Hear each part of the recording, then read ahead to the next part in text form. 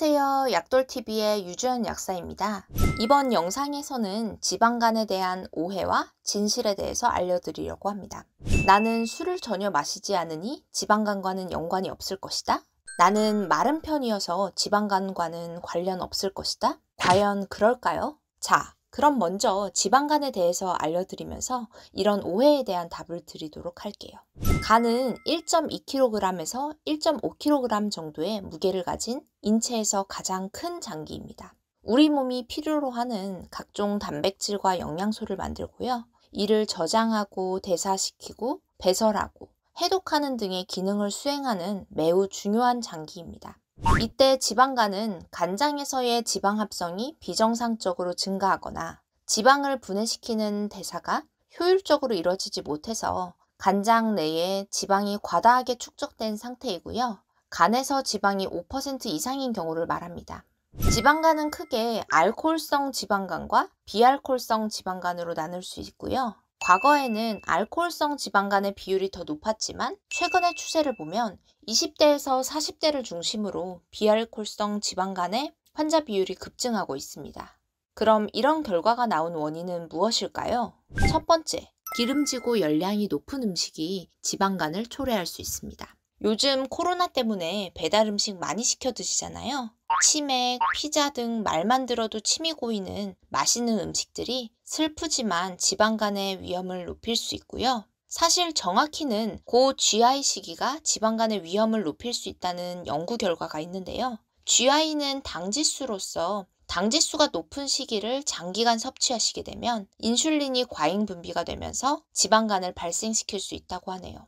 따라서 라면 등의 인스턴트 식품, 빵 등의 밀가루 음식 등도 영향을 미칠 수 있고요. 또한 과당이 많이 함유된 주스라던가 시럽이 많이 들어간 달달한 음료도 지방간에 치명적일 수 있습니다.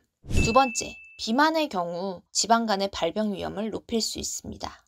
특히 내장 지방이 증가하면 간 내로 염증 인자와 중성 지방이 유입되면서 지방간을 발병하고 악화시킬 수 있게 됩니다. 그러면 마른 사람은 지방간이 발생하지 않을까요? 꼭 그렇다고 볼 수는 없습니다. 물론 비만인 경우 더 발병률이 높기는 하지만 무엇을 섭취하느냐도 중요하기 때문에 마른 사람이더라도 식이 조절이 잘 안 되시거나 내장 지방의 비율이 높은 마른 비만의 경우에는 지방간은 언제든지 발생할 수 있습니다. 세 번째, 운동 부족. 운동 부족은 지방 대사를 저하시키는 대표적인 원인이라고 할 수 있습니다. 즉, 알코올성 지방간은 직접적으로 술이 원인이 되어서 발생하지만 요즘 젊은 20대에서 40대 사이에서 발병률이 급증하고 있는 비알코올성 지방간의 경우에는 마르거나 술을 마시지 않더라도 무엇을 섭취하느냐에 따라 발생할 수 있다는 뜻입니다. 지방간은 간혹 피로감, 오른쪽 위쪽 배의 통증 등을 보이기도 하지만 특별한 증상이 없는 경우가 사실은 더 많습니다. 따라서 지방간이 있는지 모르고 건강하다고 생각하고 있다가 건강검진에서 지방간이 있다는 얘기를 듣고는 충격을 받으시는 분들도 계시더라고요. 지방간은 전체 성인의 40% 정도에서 발생하는 만큼 흔한 질병이고요. 그래서 그런지 그 심각성에 대해서 인지하지 못하시는 분들도 많은 것 같습니다. 지방간은 그 자체로 문제이기보다는 이 지방간으로 인해서 간에 염증이 발생할 수 있고요. 염증이 만성화되게 되면 간염, 간경변증, 심하면 간암으로 이어질 수 있기 때문에 관리가 필요한 질환입니다. 지방간에 대한 치료제는 현재 없는데요. 자, 그럼 한번 생긴 지방간은 치료가 어려울까요? 걱정하지 마세요. 알코올성 지방간의 경우 술을 끊으면 건강한 간으로 되돌릴 수 있고요. 많이 자주 마시는 게 치명적이기 때문에 올바른 음주 습관으로 개선하려는 노력이 필요합니다. 비알코올성 지방간의 경우에는 운동과 식이 조절이 필수입니다. 운동은 땀이 날 정도로 하루에 30분 이상, 일주일에 3회 이상 유산소 운동과 적당한 근력 운동을 병행해 주시는 게 좋다고 합니다. 체중 감량도 도움이 되기 때문에 몸무게의 5에서 10% 정도 감량을 목표로 천천히 운동과 식이요법을 함께 해주시는 게 좋고요. 치료제는 없지만 운동과 식이요법을 통해서 관리로 정상으로 돌아갈 수 있다고 하니까 너무 걱정하지 마시고 꾸준한 관리 해주시는 게 좋겠습니다.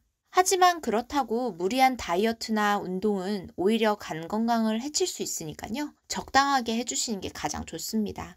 여러분, 이번 영상은 흔히 있을 수 있는 지방간에 대한 오해에 대해 알려드렸습니다. 다음 영상에서는 지방간에 도움이 되는 음식, 식이요법, 영양제에 대한 내용으로 돌아오도록 하겠습니다. 제 영상이 도움이 되셨다면 구독과 좋아요 눌러주시고요. 오늘도 건강한 하루 보내세요. 지금까지 유약사였습니다.